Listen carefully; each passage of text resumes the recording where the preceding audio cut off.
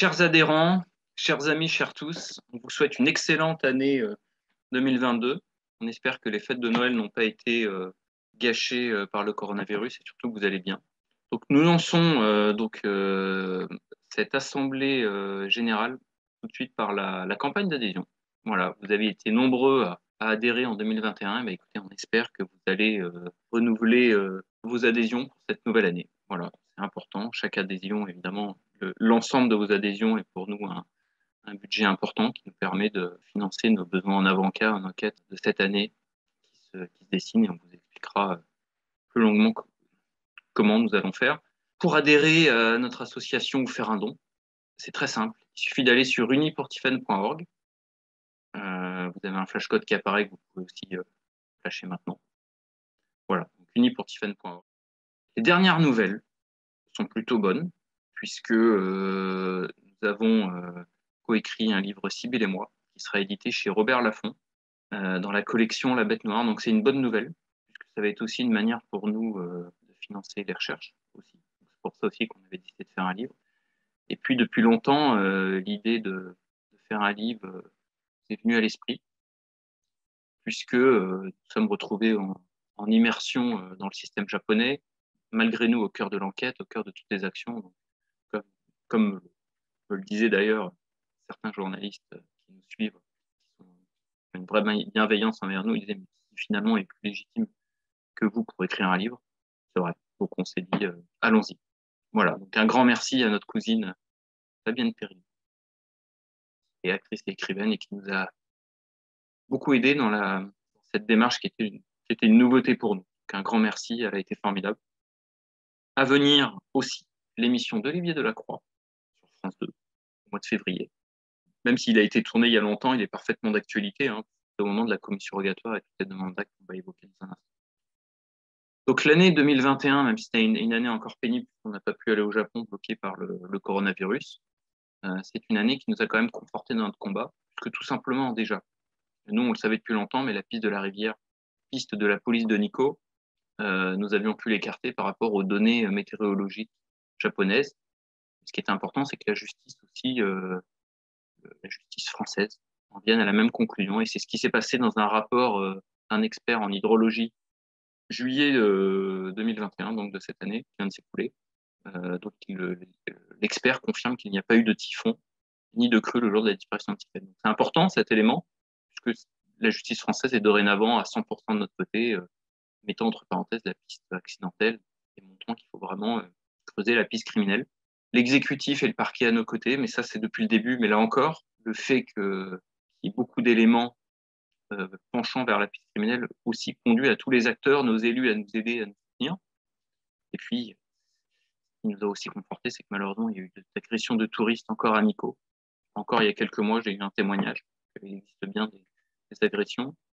Et puis, on verra avec Sandrine, qui travaille en binôme avec Jean-François Pral, qu'il existe bien à Nikko un climat criminologique, ce qui est important aussi pour expliquer qu'il y a beaucoup de faits divers. Notre feuille de route, avec le coronavirus, effectivement, elle est toujours incertaine. On espère que le Covid va nous permettre d'y aller. Donc là, nous attendons le retour de la commission rogatoire. Donc là, on va mettre la pression, enfin, nos avocats, Antoine Wey, pour qu'on puisse avoir un retour. On réfléchit toujours au recrutement d'un avocat au Japon pour peser sur la procédure japonaise et demander une enquête criminelle soit enfin ouverte. Et puis, on espère un déplacement ensuite avec le juge d'instruction, probablement avec Maître Antoine Wey et nous à leur côté pour l'été prochain. Suivra le déplacement de Jean-François Abgral ensuite avec Sandrine au mois d'août.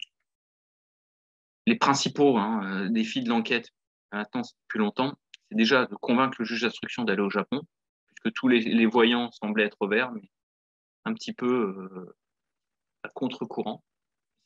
On va essayer de faire en sorte qu'elle puisse y aller, mais elle a refusé d'y aller. Là, il n'y a pas longtemps, lorsque la demande a été faite. C'est dommage, puisque l'ambassadeur de France est prêt à nous aider, l'exécutif est prêt à nous aider, le parquet est prêt à nous aider. Enfin, tous les voyants étaient au vert, et donc c'est encore malheureusement quelque chose qui nous bloque. J'ai l'impression que parfois le sang s'acharne, les choses soient difficiles. On a eu vraiment depuis le début, nous avons eu exactement tous les tous les cas d'école qui se sont présentés. Hein. Une disparition de Tiffany, que ce soit une disparition à l'étranger, une culture complètement différente, une enquête pas réalisée dans le pays de la disparition, un pays, notre pays, la France, qui, malgré l'appui de beaucoup de personnes, des personnes à la tête de l'enquête qui n'ont pas été bons, enfin vraiment, on n'a pas de chance. Donc, on va essayer de peser au Japon qu'une enquête criminelle soit ouverte au Japon, qui permettrait que les suspects soient interrogés. Et puis aussi, il y a eu beaucoup de corps retrouvés, donc on aimerait savoir ce qui s'est passé et que les causes soient identifiées, en tout cas qu'elles nous soient transmises. Donc, le défi, c'est vraiment que la commission rogatoire internationale qui est au Japon, qui devrait revienne un maximum, le plus complète possible, qu'on puisse avancer. L'année 2021 a été une année difficile pour vous, enfin pour tous, déjà par rapport au Covid, mais ça a été aussi une année où on a eu beaucoup d'aide et vraiment l'année de la solidarité pour plusieurs raisons. C'est que tout d'abord, Rebeb, qui est un garçon d'une gentillesse, d'un altruisme sans précédent, a réalisé une fresque pour Tiffen. Je pense que beaucoup de gens nous envoient des photos et passent devant. Donc c'est une fresque qui nous permet de ne pas oublier Tiffen, mais que les Poitevins aussi ne l'oublient pas. Ça a été un projet qui a pu être vraiment réalisé grâce à l'aide de la SNCF, puisque c'est leur mur, ils ont accepté qu'on puisse l'exploiter, ce qui permet d'ailleurs à l'œuvre de rester dans le temps, ce qui n'aurait pas été le cas sur d'autres murs qui auraient été recouverts rapidement. Évidemment, Fanny Ardant, celle-ci, c'était une aide importante pour nous, qui a accepté de lire un texte pour Tiffen. Sur les dernières photos de toi, dans un petit magasin japonais, ton sourire est immense. Ton enthousiasme, dans tes messages à ta famille et tes amis, est contagieux. Je comprends pourquoi. C'est le voyage de tes rêves. Et tu as 1000 envies. Rien n'aurait pu t'empêcher d'aller dans ce pays qui te ressemble par ce mélange de pudeur, de respect des règles et d'excentricité. Elle l'a fait avec beaucoup de générosité, mais aussi parce qu'elle croit en notre combat. Puis aussi, c'est important. Pour qu'une association, pour qu'on puisse avoir les fonds, il faut aussi qu'on ait des partenaires qui nous aident. Donc, vraiment un grand merci à la MAF de Poitiers qui nous donne des subventions, qui nous subventionne, au Crédit Mutuel, qui nous subventionne également, puis à la mairie de Ligley qui nous avait apporté un sacré coup de pouce en nous versant une subvention. C'est vraiment gentil de leur part. Ça permet de renforcer notre pouvoir financier et donc de faire plus d'actions. L'année 2021 aussi, ça a été énormément d'initiatives, énormément sont venues du Japon. Je pense à la nuit de la lecture, organisée par Sublime, l'événement digital d'Emma, ça a permis de récolter une somme d'argent intéressante. Et surtout, ça a été à l'occasion, on le remercie aussi, d'acquérir l'œuvre de Philippe Marini qui avait été mise en enchères. Voilà. Je rappelle, gagné par Lucille Vallée, qui est aussi un de nos soutiens permanents. Une vente aux enchères réalisée par Nadia, toujours à Tokyo, et puis le journaliste Michel Teman qui avait réalisé un article dans l'Express et qui nous avait versé la dotation de son article. Voilà. Et je ne l'ai pas marqué, mais je pense aussi à d'autres actions, notamment à celle de Frédéric Madeleine qui avait, pour l'épiphanie, pour la fête de Tiffen, réalisé une recette et une galette. Donc, beaucoup de solidarité et beaucoup d'aide. Évidemment, pour tous qui nous regardez, que ce soit par vos dons, par vos suivis sur Facebook ou les réseaux sociaux, vous avez également contribué au fait qu'on puisse continuer à se battre, surtout. Sinon, sans argent, on n'aurait pas pu. Donc, le bilan financier de l'année est bon. Il n'y a pas eu de. Ce qui est cher, c'est de se déplacer et d'aller au Japon. Donc, il n'y a pas eu de déplacement cette année. Donc, ça nous a permis, grâce à vos dons, grâce à l'argent injecté, de continuer à préparer le financement de nos actions. Donc, les recettes sont supérieures aux dépenses. Et les dépenses à venir, donc là, ça va être un peu plus conséquent puisqu'il va falloir envisager les déplacements et ça coûte cher. Voilà. Même si je le rappelle, si nous avions dû payer le cabinet d'Antoine Vey ainsi que Jean-François Abgral à leur prix normal, je veux dire, ça aurait été impossible de pouvoir les recruter. On les remercie aussi de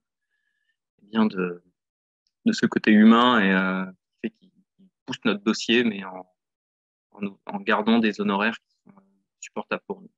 Voilà. Donc, on va relancer le crowdfunding, les adhésions. Il nous manque 24 000 euros pour réussir à boucler notre budget et continuer nos recherches cette année. Donc voilà, on espère que ce soit la dernière année et qu'on retrouve rapidement Tiphaine. Donc, écoutez, adhérez, faites un don, faites circuler notre cagnotte à votre entourage comme vous l'avez toujours fait depuis le début. D'ailleurs, je vous remercie infiniment pour ça. Suivez-nous sur les réseaux sociaux et puis adhérez. Voilà. unipourtiffany.org. Venez adhérer, faites un don. Voilà. Écoutez, un grand merci. Je remercie évidemment nos avocats, Maître Antoine Vey, qui est entouré de Maître Lafouge ainsi que Maître Rado, qui nous soutiennent et qui portent notre combat, et puis aussi Jean-François Abral et Sandrine Bortefemme, qui va s'exprimer à son tour et vous expliquer où on en est dans l'enquête. Merci beaucoup. Nous sommes très honorés depuis 2 ans de soutenir avec mon cabinet, avec Marion Lafouge notamment, la cause de la famille Véron. Depuis 2 ans, nous avons multiplié des actions judiciaires qui ont permis, dans un certain cadre, de réactiver la procédure qui est actuellement conduite à Poitiers, et notamment d'obtenir de la part de la juge d'instruction qui enquête sur ce dossier des actes qu'on appelle des actes de commission rogatoire internationale, c'est-à-dire des demandes qui ont été faites directement aux autorités japonaises sur des points très précis qui permettraient d'éclairer les circonstances de la disparition de Tiphaine. Cette information judiciaire en France est toujours en cours. Nous espérons et nous avons demandé que la juge d'instruction puisse se déplacer au Japon avec la famille pour justement essayer d'éclairer les lieux, les individus et les vides qui existent encore dans ce dossier. Depuis le début de notre action, nous avons essayé de remettre les pièces du puzzle en place pour pouvoir offrir à la famille une approche qui est le plus proche justement de la vérité, et on espère pouvoir encore s'accorder 1 an de travail pour aller jusqu'au bout de la démarche qu'ils ont initiée par cette plainte et par cette procédure. Donc on a véritablement besoin du soutien de chacun, à la fois pour pouvoir continuer à suivre l'information judiciaire à Poitiers, à la fois pour rester force de proposition dans les médias, mais aussi par rapport à la justice française, et enfin pour considérer que si la justice française ne fait pas droit à notre demande, il faudra que nous-mêmes, nous puissions organiser ce déplacement en lien avec les autorités japonaises, et on bénéficie pour cela d'un appui diplomatique fort depuis le début de ce dossier, avec l'ambassade de France qui nous épaule et qui nous soutient. Donc notre programme de travail, tel qu'il avait été fixé lors de notre premier rendez-vous avec la famille Véron, arrive dans sa phase, j'ai envie de dire, finale, dans laquelle justement tous les efforts doivent être concentrés sur les 12 prochains mois pour soit découvrir des éléments véritablement tangibles qui éclairent les circonstances de la disparition de Tiphaine, soit décider de ne plus s'investir autant, parce que ça voudra dire que toutes les pistes auront été explorées, ce qui aujourd'hui n'est pas le cas. Donc nous avons un agenda de travail en lien avec la famille et qui va nécessiter tous vos soutiens. Merci beaucoup Sandrine de prendre le temps de nous répondre. De rien. Avec Jean-François Abral, vous travaillez en véritable binôme. Donc, oui. Donc on voit que les choses avancent. Est-ce que je peux te laisser le soin de faire un petit point sur ce qui s'est passé cette année, sur les avancées que vous avez connues, tout ce que vous avez pu faire, malheureusement de loin, parce que le Covid nous empêche toujours d'y aller. Oui, tout à fait. Alors, c'est vrai que depuis que vous nous avez mandaté, donc déjà, il a fallu prendre connaissance de l'affaire. On s'est très vite rendu compte que vous-même, par vos propres moyens, vous aviez fait beaucoup de choses déjà. Également en collaboration avec le cabinet V, voilà, on a réfléchi sur ce qui était opportun ou pas de creuser. Nous, ce qu'on a trouvé très intéressant, en tout cas en particulier dans ce dossier, c'était de vraiment travailler sur le climat criminologique des lieux. Puisque finalement, en faisant des recherches, on s'est rendu compte que dans ce tout petit timbre-poste, on va dire, hein. C'est une zone géographique assez restreinte, en pleine campagne, donc rurale, qu'on pourrait imaginer relativement paisible. Finalement, il se passe énormément de choses. Il y a beaucoup de faits divers. Donc, on a, dans le même temps que la disparition de Tiphaine, on a des découvertes de corps qui sont relayées par la presse. Des corps démembrés, donc c'est pas forcément accidentelle. On a également des plaintes, a priori, de touristes, puisqu'il y a un panneau d'affichage à l'entrée d'un temple qui alerte les touristes contre la présence d'un faux guide, qui apposerait ses mains sur des touristes, donc, et qui, c'est assez clairement dit, hein, ça donnerait à des agressions sexuelles. Donc, c'est pas rien, toujours dans cette petite zone géographique. On a aussi, quand on fait l'environnement, des personnes qui ont des antécédents d'agression sexuelle également sur des touristes. Ça commence à faire beaucoup. Donc, pour nous, à ce jour, on ne peut pas fermer la porte de la piste criminelle aussi rapidement, en tout cas. Ce qui est d'autant plus intéressant, c'est que sur les dernières années, il y a eu aussi des agressions, si je ne me trompe pas, qui ont été commises vraiment tout près de l'hôtel aussi, enfin, vraiment près du site touristique que Tiphaine voulait faire. Voilà, tout à fait. Donc, c'est quand même un environnement très, très particulier qu'on n'a pas forcément l'habitude de retrouver, nous, dans nos dossiers, et qu'il convient d'investiguer davantage. Suite à ça, avec la coopération du cabinet V, donc on a formulé des demandes d'actes d'investigation complémentaires, donc qui ont été renvoyées aux enquêteurs japonais. Et comme tu le sais, hein, on est dans l'attente du retour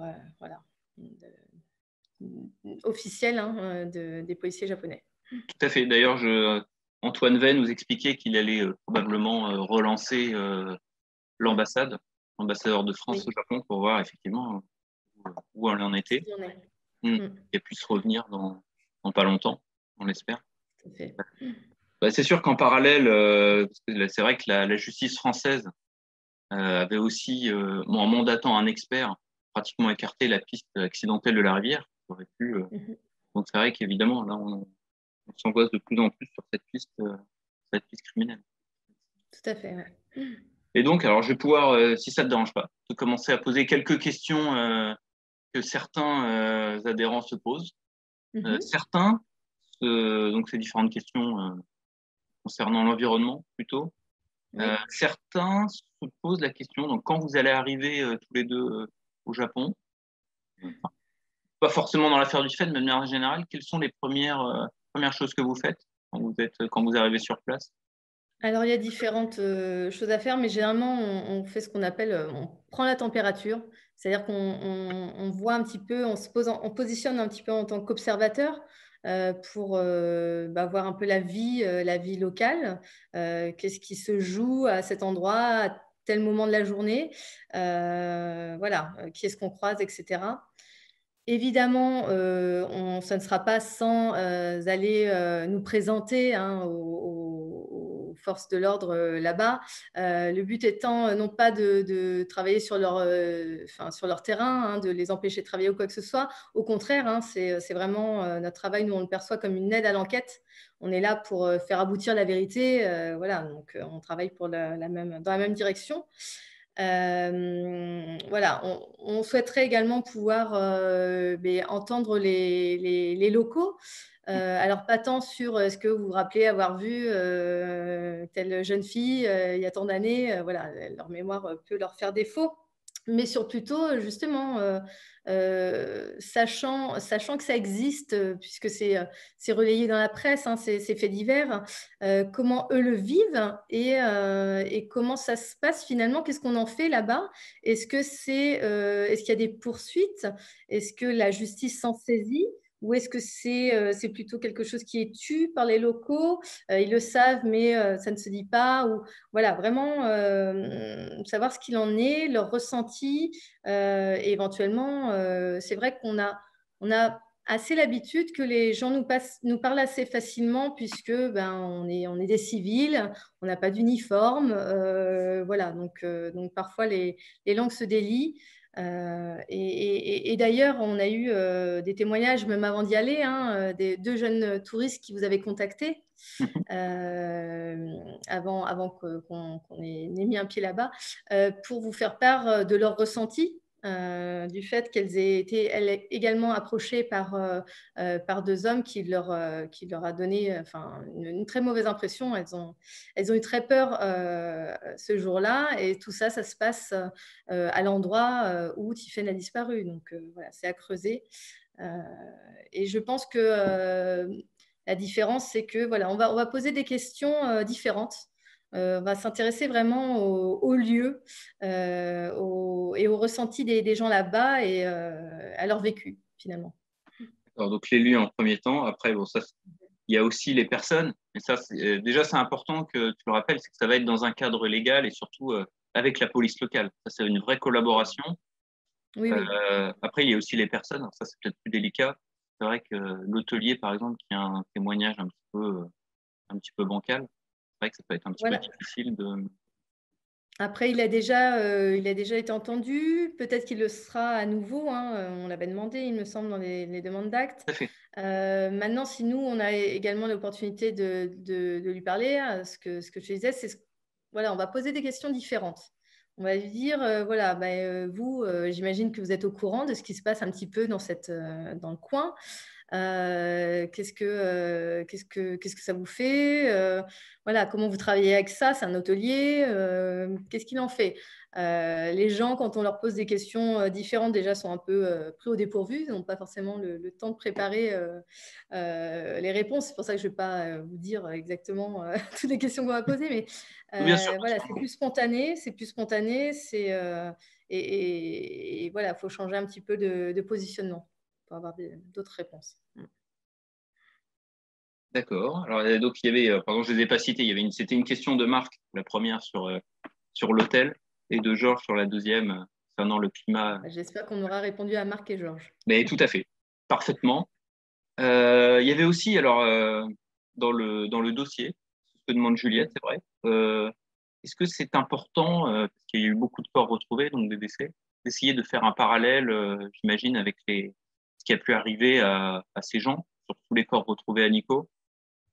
Effectivement, enfin, il faut qu'on ait davantage de détails, hein, sur ces affaires pour voir si on peut faire des rapprochements ou pas, peut-être pas.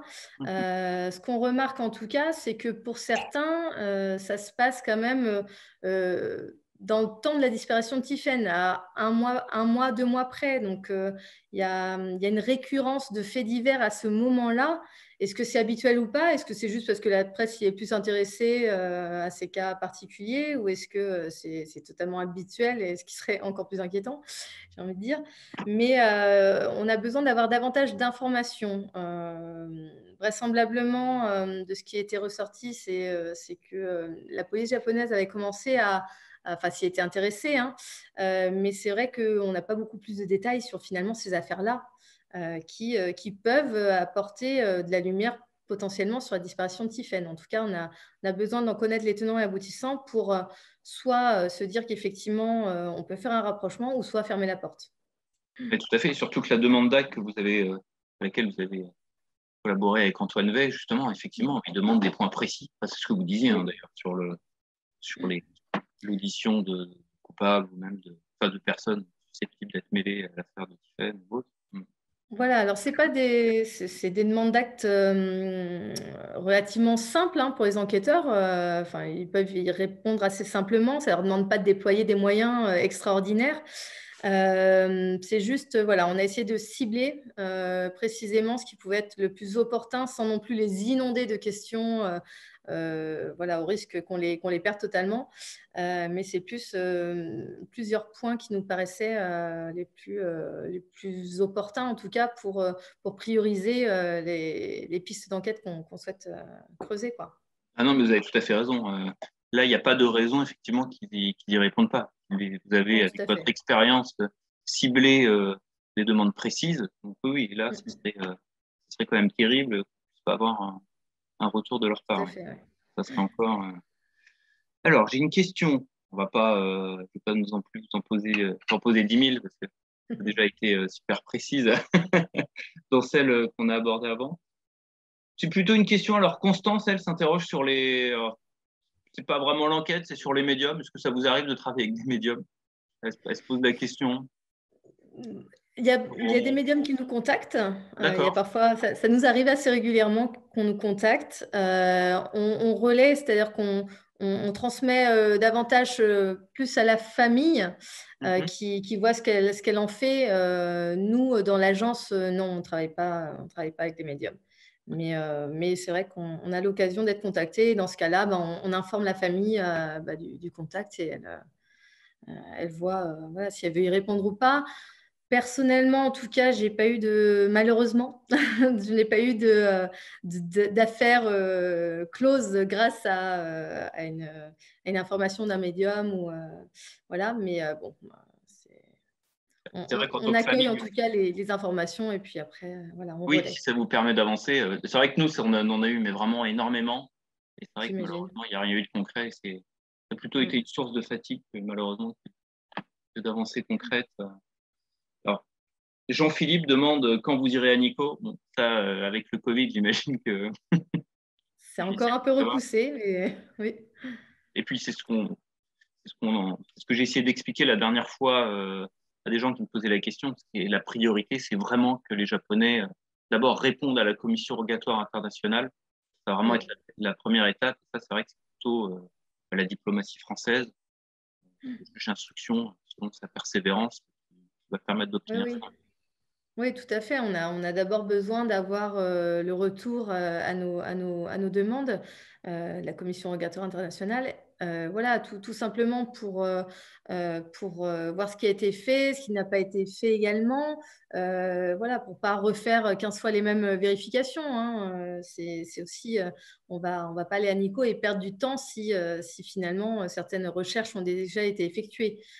Donc c'est aussi dans un souci d'efficacité et également de diplomatie, faire les choses dans l'ordre et tous ensemble. Voilà, c'est vraiment une unicité de tous les moyens qu'on essaye de mettre en œuvre. Bah non, bah, tout à fait. Bon. Donc, on imagine, on espère un déplacement avant la fin de l'année pour vous, mais effectivement, c'est difficile de le prévoir. Mais ce Oui, qui est important, c'est que les gens comprennent bien que ça soit vraiment que c'est un déplacement qui est fait avec les autorités, dans le cadre légal et dans le but c'est de ça, oui, collaborer. oui. Non, non, bah voilà, le but, c'est que ce soit réfléchi, planifié, travaillé en amont. Voilà, donc c'est pour ça qu'on a besoin de toute façon du retour en amont et effectivement que la situation sanitaire soit plus propice. Sinon, voilà, si on y va pour être confiné, il y a pas d'intérêt. Oui, non, ok. Bah, merci infiniment, Sandrine. Merci aussi pour De tout le rien. travail colossal que vous faites sur le dossier depuis le début, parce que on n'imagine pas tout, pour décrypter une enquête, il faut passer vraiment chaque élément au peigne fin. Enfin, vraiment, c'est un travail colossal. On a de la chance d'être entouré par une super équipe, que ce soit toi, Jean-François Bral et Maître Antoine V. Voilà, bon, on va croiser les doigts pour cette Merci, merci. année et puis un grand Oui, merci pour votre appui toujours, votre éternel soutien. de rien, de rien. Merci à vous.